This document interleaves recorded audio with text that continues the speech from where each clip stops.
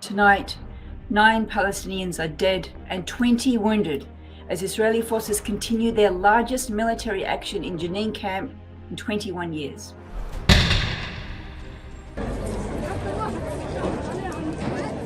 And another stabbing incident on a public bus in Ontario causes worry amongst commuters.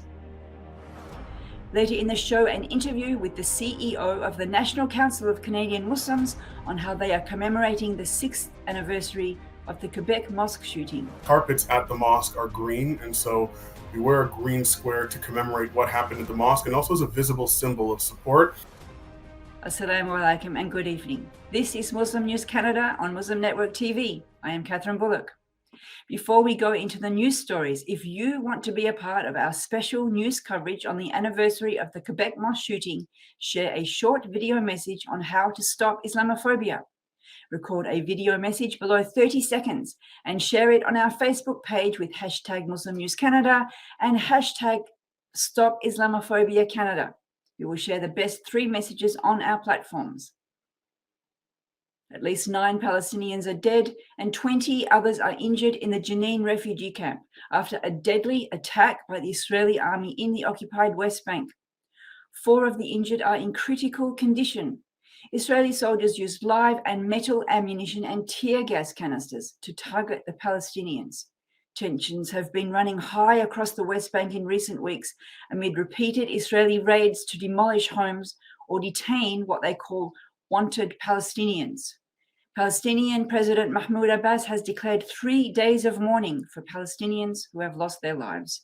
This Israeli military operation in the Jenin camp is the largest since the Al-Aqsa uprising in 2002. Prime Minister Justin Trudeau has appointed today a special representative to fight Islamophobia in the country. The representative will advise the government on how to stop discrimination against Muslims. Amira El-Gawabi, a prominent human rights activist, will take on the role. According to a federal statement, El-Gawabi will serve as an advisor and an expert to support government efforts in combating Islamophobia. The National Council of Canadian Muslims, for whom El-Gawabi used to work, has welcomed the decision.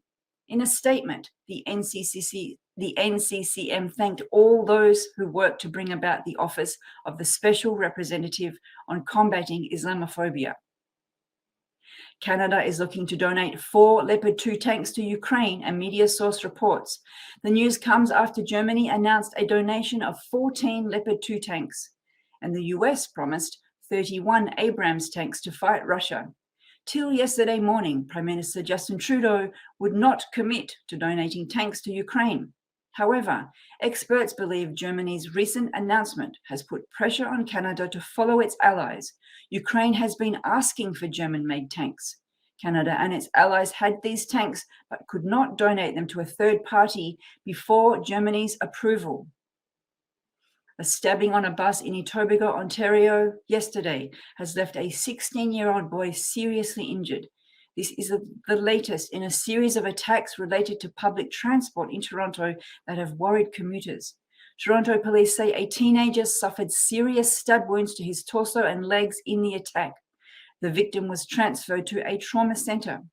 The police are looking for the suspect, who is described to be in their 20s with a medium build, wearing a blue mask and a black jacket with the hood up. Transit officials tweeted that they will give police full support in their investigation. The National Council of Canadian Muslims, or NCCM, has been at the forefront of the struggle to have Canada take Islamophobia more seriously. On Sunday, people will be commemorating the lives lost to a shooter at the Quebec City Mosque on January 29, 2017. To talk to us about the NCCM and their campaigns related to the shooting, we are joined now by CEO Stephen Brown. Assalamu alaikum and welcome to the show. Walaikum salam. Thank you for having me. Thank you for joining us. We know you're very busy this week. I want to take you back 6 years. I believe that you're a very well-known Quebec social justice advocate. So I assume that you were in Quebec at the time, and tell us what you remember of that day. So on that day, I was actually in Montreal, where I live. Quebec City is about a 3-hour drive from here. and it was in the evening, and it was a really eerie experience because all of a sudden everybody's phones just started going off, and news reports started to come in that there was a shooting happening at the Quebec City Mosque. Mm. The community, and at first there was a lot of confusion as to what exactly was happening, the number of shooters, how many people were targeted. But what was clear was that there was a tragedy unfolding, and so everybody around, in my family, even on the streets, everybody started paying attention to what was going on, and within a matter of about half an hour, the whole province's attention was on the events in Quebec City. There were a lot of vigils at the time, a great outpouring of support, and it was very, very cold temperatures, obviously, in January. Were you able to have an opportunity to join those? No, I did not have an opportunity to go up for the vigils at that time. The time I was collaborating with several organizations. I watched the vigils live on national television, Mm. but it was quite an experience to see. It was really a sober moment. It was, I think, the first time in Quebec where the province took Islamophobia seriously. Before that, Islamophobia, even as a term, wasn't Mm. really accepted. Uh, Mm. but it was really at those vigils, I think, that the province and the nation started to take the issue seriously. And how sad that it has to come from the death of people dear to us. And yet you've said that, but I'm fairly sure that Premier Legault has been on record as early as a couple of years ago saying Quebec doesn't have a problem with Islamophobia. So he forgot. Oh, he certainly hasn't forgotten. But what he's learned is that Islamophobia, unfortunately, pays at the polls. For those who are familiar with some of our struggles in Quebec with respect to Islamophobia, I mean, one of the key pieces of legislation of this government is something called Bill 21, where the Legault government actually passed a law banning women who wear hijab and other visible minorities who are visibly religious from exercising certain government jobs. Mm. I'll never forget what he said one time when talking about the law and the justification for it. He said, "Des fois, il faut que t'en donnes un peu à la majorité," which means sometimes you have to give a little to the majority. And after he passed the bill, he got on TV and he looked in the camera and he said, "We've done this because c'est comme ça qu'on vit au Québec, because that's how we live in Quebec." And so Premier Legault knows very well that there's a problem with Islamophobia. The issue is that among some of his core voters, that is not a popular topic. And Islamophobic legislation is the way that is one of the currencies that he's used to get votes. And so, So if that's the case, how is this coming Sunday's commemoration going to be remembered by the people and politicians of Quebec? there's a mixed bag. I think there are certain political parties that are going to commemorate it. There's different parts of society that either take it seriously. Some take it as an opportunity to actually reflect on some of the issues that we have in Quebec with Islamophobia. Others in society actually take it as an opportunity to bash the Muslim community a little bit more. In Quebec, there's an ongoing debate around laïcité, and unfortunately, Muslims are targeted as a minority that the government wants to use legislative power and the coercive power of the state to sort of force into being more like the majority. And so, depending on what spectrum of the political, depending on what side of the political spectrum you find yourself on, depending on how nationalist you are, either you're going to see a lot of outpouring of support, or it's used as an opportunity to subtly remind people that there's still more work to do with respect to bringing this sort of recalcitrant minority to heel. One of the campaigns that NCCM has been running over the last few years to try to bring to the fore this idea that, there's a problem that needs to be addressed is the Green Square campaign. Now, because of technical reasons, we can't wear green square on this actual interview, but can you just explain what it is and why people should adopt it? Yeah, so the Green Square campaign is something that we started in collaboration with other groups and civil societies and charities, for example, Islamic Relief Canada, in order to bring awareness to what happened at the mosque. The carpets at the mosque are green, and so we wear a green square to commemorate what happened at the mosque, and also as a visible symbol of support, because January 29th is the day of remembrance of the shooting at the Quebec City Mosque, but also against for taking action against Islamophobia. And so we have many people in society, whether it's the parliament, whether it's influential people, whether it's ordinary citizens, they wear the green square, and it's a way of showing your support and your intention to take action against Islamophobia, and also remembering what happened. And we've had a lot of support from all areas of society where people decide to wear a green square on their clothing. And I think that's actually been one way where we've been able to bring this debate, bring this conversation onto the public sphere, and really bring awareness to what happened 6 years ago.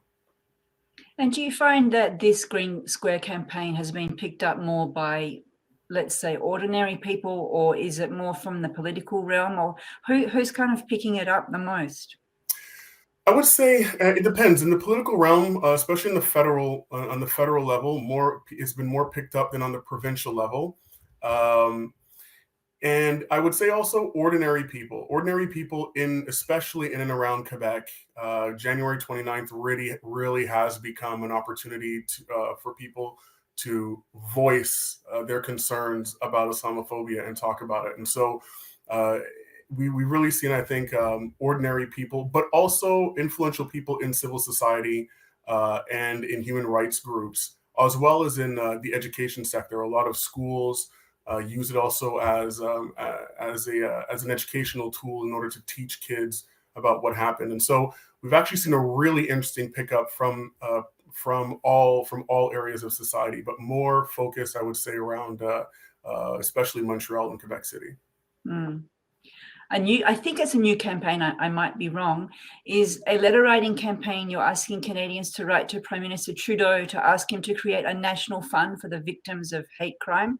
And this is something that I actually had been recommending at the National Summit of Islamophobia that they held, I think it was last year. Can you explain the rationale and the need for such a fund? Yes. Well, the main thing is there are still victims of the shooting that have life-changing injuries, that have repercussions that last throughout time. And so we think that the government should take responsibility for that and actually provide the funds necessary that people require in order to live their daily lives. For example, there's one man named Ayman Derbali who became paralyzed because he was shot in his spine. And so we think it's really important in cases like this, where people are victims of hate, that the government takes its responsibilities in the same way that there's funds available for people who are victims of other kinds of heinous crimes or terrible situations, that at least they don't have to worry about being able to put a roof over their heads or food in their mouths while they're recovering from these tragedies. And that's just one recommendation, actually, that came out of the summit. There's multiple recommendations as well, and we're working actively in order to push both federal and provincial levels of government to enact some of those recommendations. We might have a chance to ask you about those on another day, but we're almost out of time. I just want to ask you one more question about the campaign. Have you had any feedback from the political players that this is something that they might support? Oh, absolutely. In previous years, the entire Parliament of Canada wore a green square. And so multiple political parties on the federal level and also some on the provincial level have really taken to this.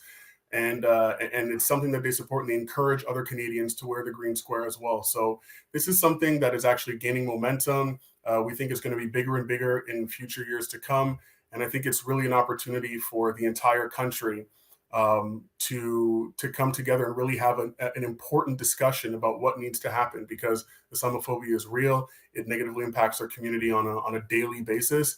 And we need all parts of society 100% invested in the effort to bring remedial and permanent change to this ongoing struggle. We do indeed. And we commend you for your work, and we're out of time. Thanks for joining us. Well, thank you so much for having me. Thank you for watching. If you like what we do, please share, like, and subscribe. Stay safe, and God bless.